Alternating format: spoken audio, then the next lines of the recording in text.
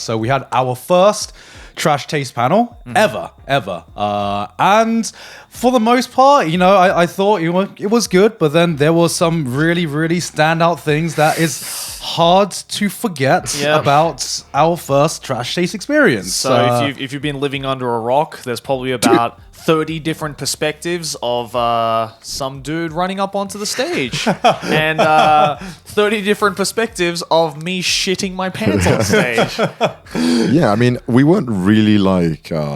we didn't really prepare anything. That's kind of on us. Like we could have prepared something, but we didn't. Well, we were just like, we were going to do a Q&A. We'll just Just keep it simple, like how we've always done it, right? Yeah, because we've always done panels where it's just, okay, Q&A, easy. We don't need to think too much about it. People are normally chill. We don't. It's like it's a Q&A. You know what I mean? It's like how riled up can fans get most of the times. But I mean, the thing is with the Q&A, it's completely made by how good are the questions people ask. Yeah, and I think it's just like roll of the dice sometimes that some people just ask questions that were either just like cringy or would ask questions that didn't really actually make us talk about anything. It was kind of like, what's your favorite anime? And it's like, all right, is this okay? Yeah, it was kind of like, there was also like a lot of like very loaded questions where it's like everyone knew the answer to it even before it was asked. And it's like, why would you ask a question that everyone already knows the answer to? So it's like, I mean, I'd say like for the most part, we had we had good questions. Some good ones. Yeah. I think like, okay, I'm going to say this now. Right?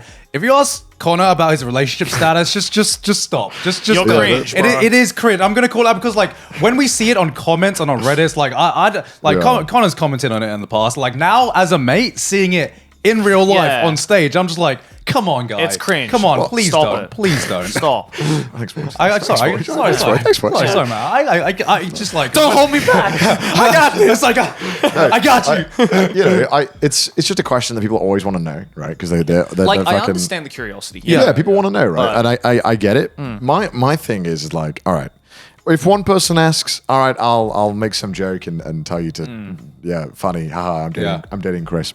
Yeah. And then it was just like, okay, then someone else just asked again afterwards. And then it's like, all right, like, so he just asked that. Like, and you didn't get an answer. You're not going to get I'm not going to tell you anything. Like, don't ask me this shit. It's like, we didn't get a full answer. What if I ask again? It's like, whether I did or didn't, or I'm married with 4 kids, like, I'll talk about it if I want to talk about it. Yeah, exactly. It's if frustrating. if someone wants to keep something private, then let them keep their privacy. Yeah. And like, that's not me confirming or denying anything. So shut the fuck up, Right, Francis speculation. Like this is what they're gonna be like psychoanalyze this, breakdown word for word, enhance. Because it's parasocial Andes, dude. I don't know how to say it. It's just what it is. It sucks, but I know it's like a part of. I guess it was just like we've seen the comments and everything, and I'm sure you get it on your Twitch chat all the time. Just hearing it like in person, like as a mate, I'm just like it just. I felt for my bro, man. I felt for my bro because I would feel uncomfortable if like I mean, it's happened so many times now where it's kind of like, all right, I just have the routine of dealing with it of like, haha. But that's the one thing I like. That's another one that I kind of figured out like going to this convention, doing the panel, is that like it, because we've talked about parasocial relationships so many freaking times on the show, right? Yeah. And it's like, you'd think that like after the amount of times we've talked about it, people start to be like, okay. Yeah, I get the boys' perspectives on it. But there's also the fact where if you talk about parasocial relationships, it makes it seem like, okay, the person listening isn't a parasocial relationship because they're listening, they're hearing.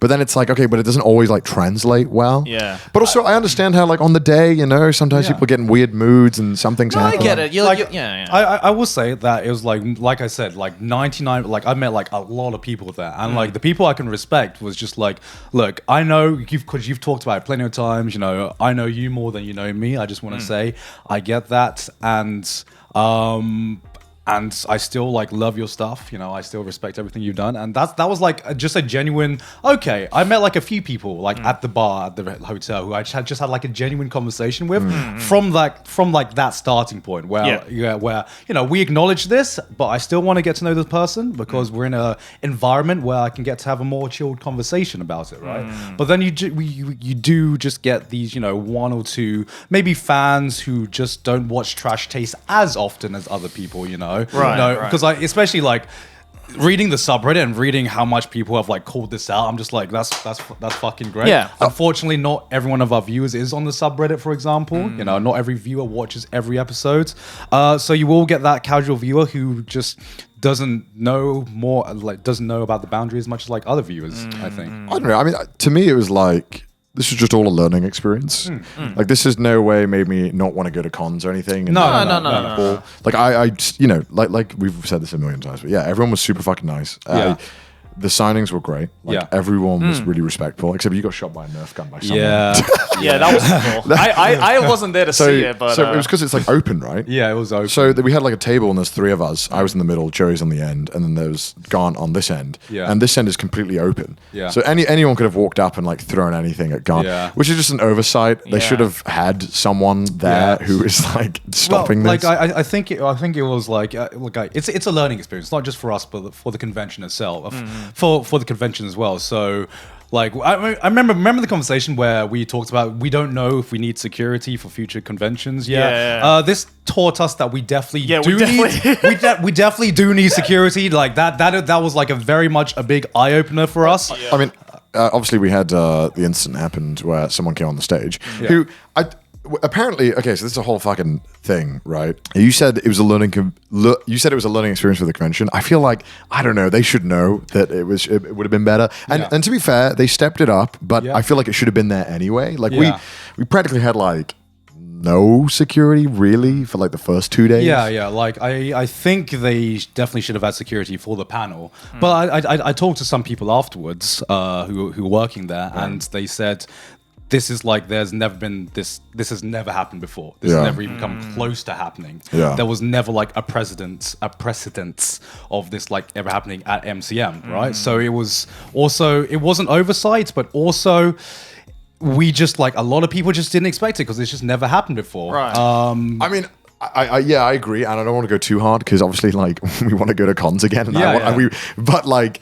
It blows my mind that you would have a main stage event and not have like at least one scary dude in the front. Like, you know, because it's like it was anyone could have come up, everyone could have come up. And it's not like you know MCN haven't had like insanely large guests in the past. So I'm thinking like, what do they do? Well, they had like Tom Hiddleston. Yeah, and it's like there's no way like Tom Hiddleston could do a panel on stage and there wouldn't be a single fucking bodyguard anywhere. I don't know. Like, maybe it's just like a thing of they're like, all right, well, we have some guests this year. None of them are super high profile. I guess we can scale it back, save some money. But obviously, you know. But and also a lot of these cons, they know YouTubers are big. They know it, but they don't like. They don't know it. They understand, oh, he has 3 million subs, but they're like, yeah, but we have the guy who voices in like Very Odd Parents here. And I know what that is. Right. And I don't know who this trash guy is. Who's these rubbish boys? The rubbish lads. Yeah, who's these rubbish lads? What are they? Right? So there's this complete, like a lot of cons do have this kind of like disconnect between like, because a lot of the cons are ran by people who understand like older media and traditional media. They don't really understand like YouTubers that well. They should by now, but they don't. And so I feel like there's a lot of oversight that happened there. And then getting to this guy in particular who came on the stage, which was a weird thing because this guy didn't do anything for like the first 20 minutes. And then started shouting. He was like, everyone thought he was like just a heckler. Yeah. I thought he was a heckler. Yeah. Because I was just like, you know, we've all dealt with hecklers in the past as well. Yeah, of course. So, you know, someone asked a question and then I just like heard someone shouting something in like the fucking background or something. I'm just like, oh, okay. It's just ignore him. It's whatever. Passionate anime fans. I've heard it all before, you know. And then suddenly I see some guy just walking up to the stage and I'm just like, is this happening? Is this happening? I heard like a guy just go, no, I'm coming on. And I was like, what? And then someone like stood up and I was like, what the fuck? Someone's coming up. And I was like, oh, no worries. Security will deal with it. So there'll be someone there. I was just like, okay, he'll get to the stage. Oh no, he's on the stage. Well, he'll get near the sofa. Oh no, he's near the sofa. Oh, he's sitting next to Joey. And then I remember just waiting. Because I assumed that there would be someone who would have come on and I'd be like, someone's coming from backstage. I was like backstage. No, I was like no one on the side. Oh, and a good like 30, 40 seconds passed where like nothing happened. Like even the crowd was like, is this a bit? Like what's happening? Yeah, it was so like out of left field that I talked to some people and originally they thought that it was just a special guest that come on. Right. A special guest. Some random dude. But just a bit in like our show or something. And we were just like, I think the best way to describe it is just we were just shell shocked. I mean, it was definitely traumatizing. That's for sure. Because like that's like never. Yeah, as I said, it was like unprecedented. Like that's never happened at like probably never any of our panels, right? Yeah. So it's just like I don't know how calm we looked on camera, but I'm pretty sure internally we were freaking the fuck out. I was shitting myself because I was like, this dude like sat right next to me, like he kind of like shoved me out of the way. I was sitting like kind of in the middle of the couch like this, and he like shoved me out of the way, and then he like. I mean, everyone who was there saw it, but like he tried to like grab the mic off my head, because he wanted to say something, and I was like, nah, dude, like, what the fuck are you doing? Yeah. And then he just like starts rambling off about something. I don't even know. Like he wasn't even like being coherent. No, but it was just like coming into one ear and out the other, because I was just like fucking looking around like, is anyone gonna do anything about this? Yeah. Like I remember, like what he was talking about was nothing to do with what the question was asked or what we were talking about before. Completely out of his mind. He was just rambling on about something completely incoherent. And meanwhile, Joey is frantically looking around, trying to find. I felt really bad for you. You were like, anyone? I was like, help, because like I didn't want to like.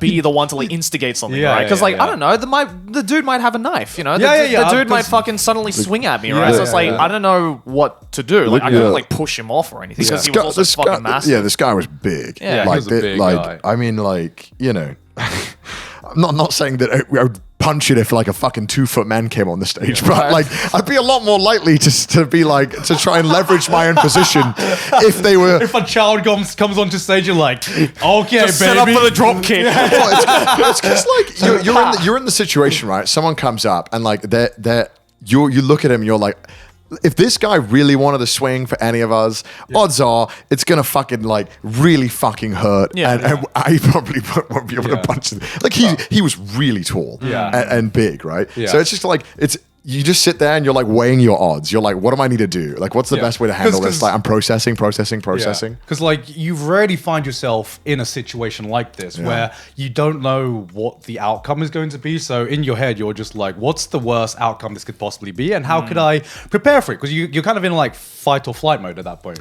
And also it's like there was that like side of me as well that was like, okay, say for example, like if I fucking tripped him up as he was like trying to flee, and he like smashes his head in, and he's gonna fucking Amber Heard me and like try and like sue me for defamation and damages, right? It's like I didn't want that either, so it's like I literally couldn't do anything, and I just had to sit there and be like, just prage that like someone would help me. I was just hoping. I was like, okay, like obviously a lot of people were like, man, you should have just like punched him or something. And it's like, well, it's like, I don't want to be the one to escalate it. At the end of the day, we're still on stage and we're trying to create a clash was like a month ago. Yeah, that's not what they paid the money for, man. It's just like you're sitting there and you have to like go through it. I'm like, all right, well, what does this guy want? Like, why is he on stage, right? And so initially I was just like, okay, maybe he just wants to be funny. And I was like, well, this is great because I can handle cringe. Like half of my videos on my channel are like try not to cringe challenges, and like I'm fine dealing with a guy trying to be funny on stage. I'll just outweigh him in cringe. Like I know that I can sit here, and if this guy was trying to be funny, which he wasn't, but if he was, I was like, it's fine. I'll just wait until he feels so unbearably awkward that he'll just leave, and then I'll be like, all right, good. Which is what I think happened eventually. But this guy was completely, he was not in the right state of mind. This guy was clearly unwell. And he was also doing it to a bunch of other panels as well. So he clearly wasn't like a targeted thing. He was just like going around just wreaking as much havoc as possible. So what I heard was, I don't know how, again, this is not 100% confirmed, but this is the story that I was told. Apparently he did this to another stage.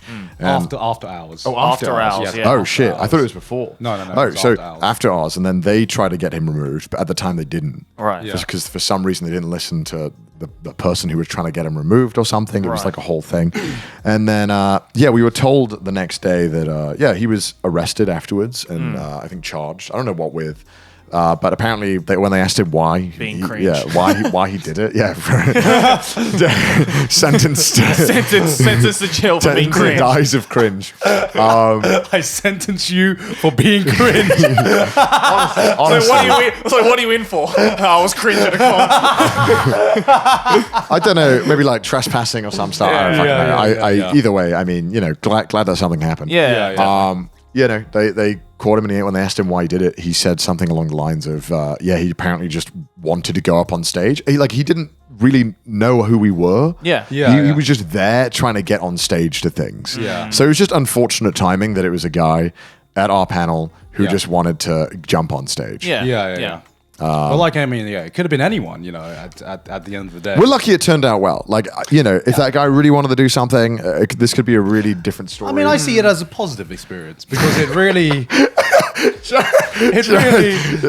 Do you want to be in my seat and say that? Or? Sure. Okay. Let me say. I see it because I see it as an event like this where something this big happened and nothing bad came out of it. Right. It really put things into perspective for us. It made it guaranteed that something like this isn't going to happen again because now we are more aware of it. Now we're going to convey this to wherever we go to. So I think, it's obviously not a good thing that happened, and maybe we should have been more prepared for it.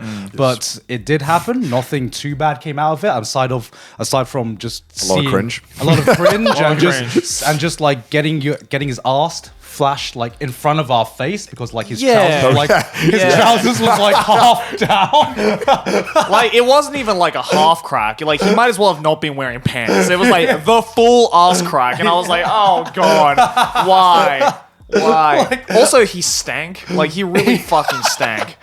Like I was like, holy shit, dude! You definitely smell like a con goer. That's for sure. I just fucking hope that guy gets the help he needs because he's clearly fucking unwell. Yeah, definitely. It was like, I don't know. It was just fucked. And it sucked as well because, halfway through the panel, we have to the panel was going okay at that point, I'd say. Yeah. And then we were already kind of like, fuck, dude, we got to do this panel now after that happened. Pretend like nothing happened. At least if it was near the beginning or near the end, then, it'd be a little bit easier to kind of just clean it up and get over it. But it was dead set in the middle of the panel. Yeah. So it was the hardest to kind of recuperate and get back onto the flow of things, Because I remember I tried to continue the panel, and all the only image that was in my mind was just that ass crack. That bare ass crack, that bare ass crack just hypnotized me to be like, whoa, where am I right now? For me, it was that, and also just in the back of my head being like, what if someone else also does this? What if another person is just well, they didn't fucking do anything. Well, now it's my time to get 15 minutes of fame. So I was so fucking scared for that. And it's and also it was just oh good, I'm gonna see this all over the subreddit and the Twitter feed in 17 different fucking angles. So, But it was whatever. I mean, no, again, as the silver lining is that. Now we know. Now we're going to be a little more prepared for future cons and future events and stuff like that. And nobody got hurt. Nobody got hurt. That's the exactly. Thing. Just a lot of trauma and a lot of cringe. Just a lot of emotional damage. Trauma by cringe, basically. Emotional damage, but no physical damage. So that's good.